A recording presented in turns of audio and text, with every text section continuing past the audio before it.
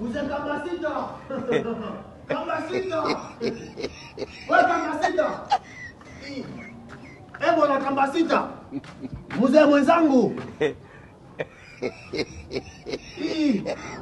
Bwana, kule kwetu Kongo wanasema soki olali balali yo. Mbona kiana mafuyo pe? Mzee wangu banakulala. Bananilala? Banakulala. Bananilala mimi mwenyewe naalamuka sai. Bwana, mimi natoka Gera Plaza pale kwa hotel. Nakuta gari ya bibi yako beko naomba. Gari yenyewe uniuzia bibi yako na yona pale nje ya Gera Plaza, uniambie bibi wa kuolewa anapeleka gari ulimuuzia. Bwana, funguka macho. Kisha sasa probleme iko wapi? Bwana, mwanamke gari yake iko kule probleme. Mwanamke wako yuko kule. Iko kule. Angalia uko na lala batakulala papa. Bibi yangu. Bibi yangu. Kuya kwanza. Huyu ni nani? Niache na changanyikiwa mchungu wangu. Huyu ni nani?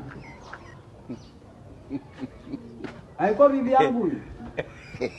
Bwana, mbona naona sasa gari yake iko kule. Itakuwa ni vitu gani? Ile gari nimemwazima bibi yako. Ameniambia wanaenda mariage. Nini? Nimemwazima gari ameniambia wanaenda mariage. Maana bibi yako ndo alisema anaenda kwa mariage ndo kamtazini. Kisha wewe ulikuta wapi gari baba? Bwana, mimi nimependa nani lakini bibi yangu anako. Bibi yangu anako lakini ingia basi. Hiyo ndio ndio wako. Papa. Unaona? Ulisema soki balali yo.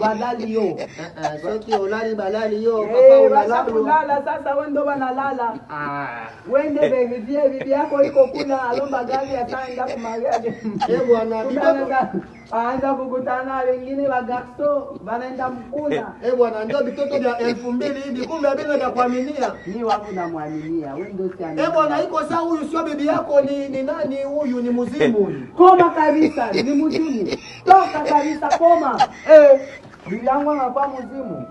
Shapigwa changa la macho. Hakuna ashindwe engane tapieso.